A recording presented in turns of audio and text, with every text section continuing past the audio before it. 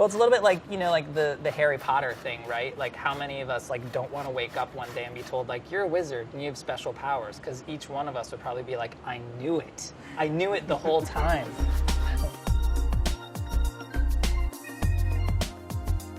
What's cool about this one is like, yes, it's a gluten-free carrot cake, but we kind of purpose built it as a gluten-free recipe, knowing that we kind of wanted to base it around almond flour, and then kind of rejigged all the other kind of ingredients and quantities and whatever to arrive at a cake that is a delicious carrot cake, but just happens to be gluten-free. So first thing I'm going to do here is I'm going to prepare the pans, and these parchment rounds, like this will just help the cake release well from these tins. I don't need like that much oil. I'm just going to use some of the coconut oil that I have in the rest of the, you know, also in the recipe, just because I have it. But any neutral oil or nonstick cooking spray would work just fine. And I'm using it just because I have coconut oil already in the recipe. So, you know, you might as well just use what you already have in there. So if you put a little oil down and then put your parchment round in, it will not budge because it'll just stick really nicely. And I'll just hit it with a little bit more oil on that surface. It doesn't need to be swimming, but just enough to kind of coat it, because then we're going to use some of the almond flour here as our kind of like dust coating, which will help the cake release really easily. If you're using a springform cake pan, then you know, you wouldn't really need a parchment circle, but because we wanted to do, you know, bake these like in 2 layers and not have to cut one large cake kind of into 2, these make it really easy. So it's got to be rich, you know, like carrot cake usually has like a good amount of oil in it, and you really want it to have like a very pronounced level of kind of richness to it in that sense. You know, flavor from the carrot, like that earthy kind of sweet quality, but then you also have the spices. You've usually got ginger, cinnamon. In this one we've got cardamom as well. Yeah, the almond flour doesn't quite want to distribute the way like regular flour does, but just like a light coating should get you there. So this is my remaining 3 cups of almond flour. To that I'm going to put in salt, baking powder, baking soda, ground ginger, cinnamon, and cardamom. I'm also gonna I'm gonna shred the carrots on a box grater, but then the key there is that we're gonna have to squeeze out a good bit of moisture from them. The one thing you're really fighting with carrot and with carrot cake is that you want to taste and see a lot of carrot, but you definitely can run into problems if you don't control the moisture that they have. So I'm just gonna peel these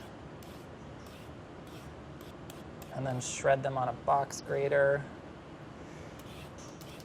Sorry, I wanted to do this on camera just because I feel like it's important to like, you know, this is like the kind of like slightly annoying stuff, but it like really makes a difference. Of course, I've made a mess here. So I'm gonna squeeze these carrots out. Yeah, a lot of liquid comes out of these, you know, and there's no substitute for getting like right in there. I mean, you could go in with like a paper towel around your hands too. Like you don't have to go crazy. It's just, you can see how much juice, you know, how much water wants to come out of a carrot. So doing a couple of big handfuls definitely helps. I suppose I could be doing this into a bowl and drinking it, but I have to say like carrot juice, not really my thing. Not my thing. Cool, so I'm putting oil in here. Virgin coconut oil, it hasn't been, you know, processed or refined really, so you still smell like really pronounced like coconut. In here, it's actually really nice because it's not just about using it as like the fat, like we actually want some coconut in this. So we have shredded dried coconut, unsweetened, which is gonna go in there as well. Like that, you know, the sweetened stuff that you put like in like a macaroon or whatever, I mean, there's definitely a place for that. It's just not as versatile. Like it's so like sweet that it's like sticky, right? You know, where it's like, it becomes chewy. So like this, it's gonna give a little bit of texture to the cake. It's gonna give a little bit of extra coconut flavor. By the end of 2019, I wanna be able to crack an egg one-handed. It's kind of a personal goal. Brown sugar going in. So the sugar in the egg This is gonna beat for actually quite a bit of time.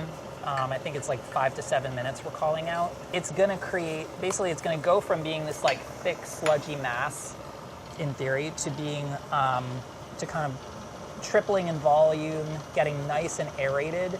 And that is gonna kind of form this web inside the cake batter that when it bakes is gonna have trapped air, and it's gonna help us build structure. So obviously with 5 eggs, that's gonna add a lot of binding ability to the cake, as well as being like our primary source of liquid, you know, that's gonna work with the dry ingredients there other than the coconut oil. This is gonna be a minute. I think we might have to cut to commercial here. Yeah, so we're riveting just about here. You're seeing like those big waves that are kind of holding along the sides of the bowl. So here we have what I'd call kind of ribboning, where if you drizzle this mixture over itself, it's going to form a line that slowly dissolves in a few seconds. That's where you want to be with this. So it's really, I mean, it's probably quadrupled in volume. It's really gained like a lot of volume there, and that's going to be essential to the success of the cake. So we're just going to put our vanilla in. All right, so I'm mixing in that dry ingredient mixture, about a third of it. The reason not to just dump everything in and go is that you're just gonna form clumps that you're then gonna have to potentially overwork the mixture to kind of correct. So if you work it in just a little bit at a time, it's gonna disperse really nicely and evenly in there, and you're gonna be able to mix it less than if you had just kind of dumped everything and then had to then really power through it. This is our, you know, what we're calling our wet mixture essentially, but really it's just the carrot and the oil, you know, that's giving moisture to this, and then the egg itself. And the oil may kind of congeal a little bit in there. It's okay. It's gonna be just fine. I know they make those like special chutes for like dumping stuff into the sides of stand mixers. I don't know. Flour shields? Yeah, the flour shields. Thank you. I don't roll with that. I know it's terrible, but like I'd rather just clean the side of the stand mixer. I always kind of give a couple extra stirs by hand just to make sure I got all the stuff at the bottom. But this is it. This is our gluten-free carrot cake batter. Claire would probably weigh out how much batter was going into each one to make it exact, but this ain't her show. All right, so into a 350 oven, now we wait. So the thing about carrot cake, right, is that it tends to be a little bit on the sweet side. We've got a number of sweet elements in there, not least of which is the brown sugar. So, you know, the carrot itself has its own sweetness, and, you know, same thing with the raisins. So cream cheese frosting is absolutely, you know, necessary. And even though we developed this recipe for healthy-ish, we felt like it was an imperative to use it. The only thing that we've really done to kind of update it is the fact that it's a little bit looser because we're not working in quite as much sugar as you probably normally would for most cream cheese frosting recipes. So the main thing that we kind of updated here is we're adding a little bit of full-fat Greek yogurt for a little extra tang. So you have a little bit of like a double down on that kind of like tangy balance to the sweetness of the cake. So I've got cream cheese and butter going in. I'm going to work these together just to make sure they're totally smooth. It really helps to start out with both of them at room temperature to that end. All right, so butter and cream cheese are integrated. This is essential. You've got to work the powdered sugar on low speed. Otherwise, you're going to get the powder face. So I'm just going to make sure that's worked in completely. Scrape down real quick. Avoiding the side of the mixer. Yogurt is going in, and then vanilla. Pinch of salt. Always a pinch of salt. Whipped a little bit of air into it, so it's just kind of a little bit extra light and fluffy, but we're pretty good there. It's a little bit looser than your average, you know, frosting, but it still kind of holds its shape. Makes a nice little peak. This is where that parchment is really nice, just to help the cake release from the tin. Cake decorating, not my specialty. I'm not doing that whole like crumb coat and then final coat and all that jazz. This is just get the frosting on there and start eating as soon as possible. Claire's gonna be livid, but you know what? Not Claire's show. Still tiling. Yeah, we were joking that like Claire, people love Claire's videos so much she could literally do like gourmet chef tiles bathroom. People be like, yeah. It's all good, Claire. We love you. So just like the key is just getting like that nice even layer, you know, in the center. And the rest of it will kind of take care of itself.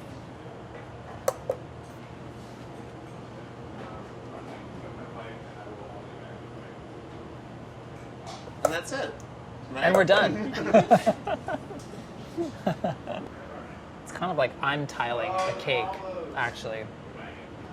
Yeah, like a crumb coat, like, you know, basically like to avoid like what I just started to get into there, where, you know, some of the cake wants to kind of like separate and, you know, kind of form like little like crumbs, like all that. If you want to avoid that, just adding like a very fine layer of frosting and then chilling the cake just to allow it to set, aka crumb coat, is a great idea, you know.